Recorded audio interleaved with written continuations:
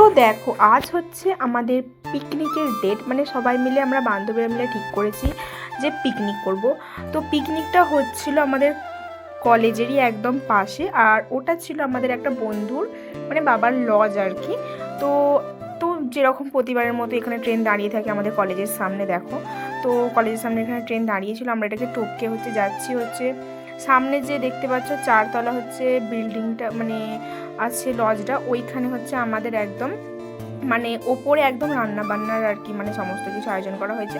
তো ফার্স্ট হচ্ছে তোমরা দেখলে যে এখানে পাশে হচ্ছে আমাদের কলেজ আর তার পাশেই হচ্ছে লজটা। তো যেহেতু সবাই আসবে তো তার জন্য এই জায়গাটাই ঠিক করা হয়েছিল, যেহেতু প্রত্যেক দিনই সবাই কলেজ আসে তো তার জন্য এই জায়গাটা মানে ঠিক করা হলো। তো এই দেখো আমরা এখন সিঁড়ি দিয়ে এখন হচ্ছে ওপরে উঠছি, মানে উঠতে উঠতে পা ব্যথা ধরে গেল, মানে চারতলায় ওঠা তো মুখের কথা নয়।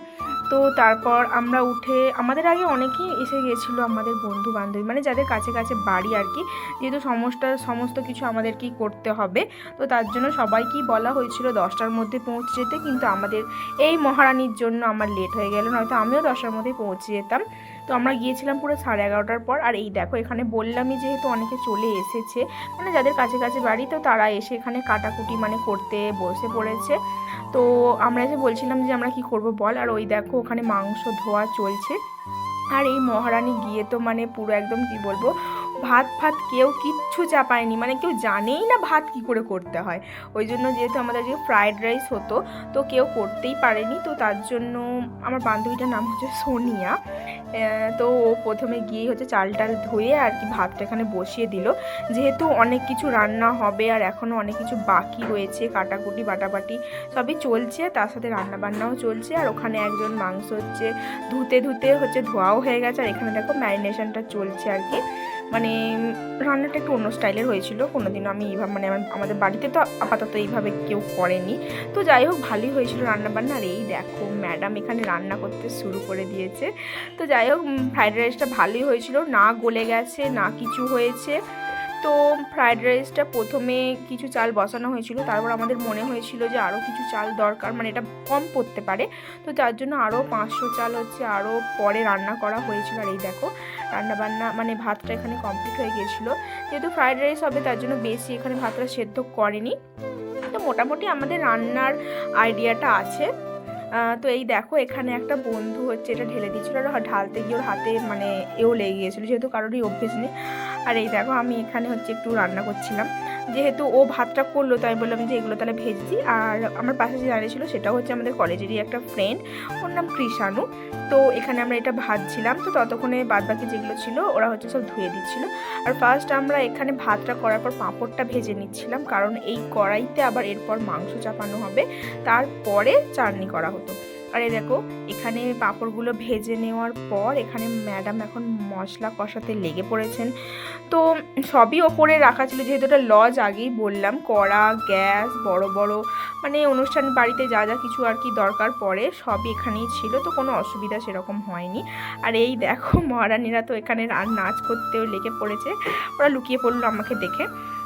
আর ওখানে রান্নাটা ওই কষাচ্ছিল, ও বলছিল আমি নাকি বাড়িতে পুজো হলে নাকি 50 জনের রান্না করি, তার জন্য হচ্ছে ওকেই মানে মাংসটা হচ্ছে কষাতে দিয়েছিল। আর এই দেখো এদেরকে নাচ দেখে তো আমার নিজেরই হাসি পেয়ে যাচ্ছিলো। তো অনেকই মানে মজা করা হয়েছে মানে পিকনিকে গিয়ে, যেহেতু আমি বললামই যে এবছরটাই হচ্ছে মানে আর কিছু মাস পরেই আমাদের কলেজ শেষ হয়ে যাবে, তো তার জন্যই এই পিকনিকটা করা, যেহেতু আর মানে কারোর সাথে সেরকম মজা করার সময় হবে না এখন, যেহেতু মানে পড়াশোনার চাপটা একটু কম আছে। তো এই দেখো এখানে মাংস করাও কমপ্লিট। আর এখানে মাংস করার পর যে বাঁচা হচ্ছে মানে কড়াটরা আর কি বেঁচেছিলো, সেগুলোকে আমরা বললাম পরিষ্কার করে নিতে, কারণ যদি একবারে সমস্ত কিছু মাজা হয় তাহলে তো অনেকটাই সময় লেগে যাবে, তার জন্য ওদেরকে মানে যারা আর কি কিছু মাজেনি রান্না করেনি তারাই এখানে মাজছিল, মানে সবাই মিলে গুছিয়ে আর কি মিলেমিশে আর কি কাজ করার হয়েছে। আর ওই দেখো আবার ওদিকে হাফ ভাত মানে চাপাতে হয়েছে, কারণ বললাম আগে যে কিছু ভাত কম পড়েছিল, 1600 মানে চাল নেওয়া হয়েছিল, মানে 1600 গ্রাম আর কি চাল নেওয়া হয়েছিল সবার 100 গ্রাম করে। আর আমরা মোট 16 জন ছিলাম, তো আমাদের মনে হলো যে কিছু কম হতে পারে, তার জন্য আবার পরে চাল অ্যাড করা হয়েছিল। আর এত গরম ছিল, যেহেতু ওটা একদম টপ ফ্লোরে মানে একদম হচ্ছে 4তলা বিল্ডিংয়ের ওপর, কোনো পাখা টাখা কিচ্ছু ছিল না।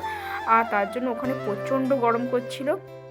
আর এরা দেখো, এরা তো নেচেই আলা, মানে রান্নাবান্নাও হচ্ছে একদিকে আর নাচ গানও হচ্ছে একদিকে। তো সেসব ছাড়ো।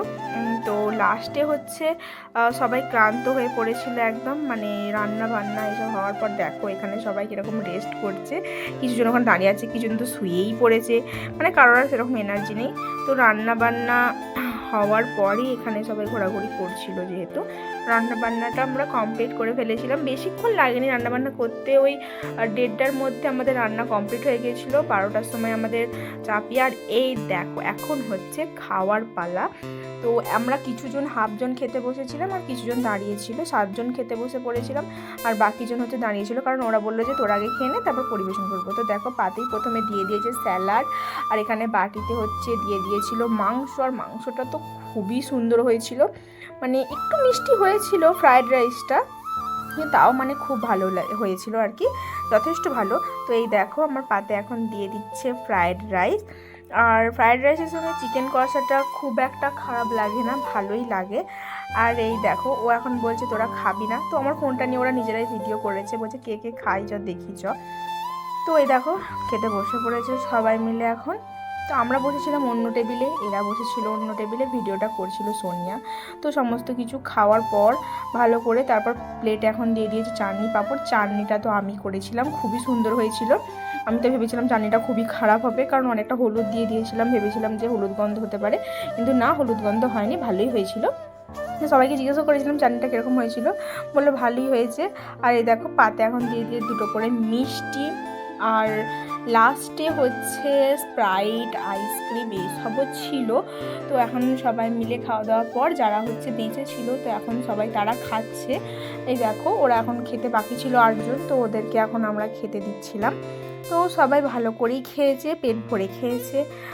আর আমাদের ফিস্টে চাঁদা পড়েছিল 150 টাকা করে, পরে আবার এক্সট্রা 20 টাকা করে দিতে হয়েছিল, মানে 170 টাকা করে মোট চাঁদা পড়েছিল। আর এই দেখো লাস্টে যত ফ্রায়েড রাইস ছিল এদেরকে মানে খাওয়ানো হয়েছিল, মানে আমরা তো মেয়েরা তো একটু একটু করে খেয়েছি, বাদ বাকি যা বেশি খেয়েছে কৃষাণু, ওই ধারে যে কালো রঙের শার্ট পরেছিল ও মারাত্মক খেয়েছে, মানে মারাত্মক লেভেলের খেয়েছে। আর চাটনি খেয়েছে হচ্ছে সাথী, মানে এত পরিমাণে চাটনি খেতে পারে কেউ, আমি তো মানে স্বপ্নেও ভাবতে পারিনি। ওর আবার খাওয়ার স্টাইলটাই আলাদা, মানে চাটনির সাথে পাঁপড় একদম চটকে মেখে খেয়ে নিয়েছে, কি ভালো। আমারও ভালো লাগে চাটনির সাথে পাঁপড়, কিন্তু অতটাও নয়। তো এখানে আমি এখন এদেরকে সবাইকে খেতে দিচ্ছিলাম।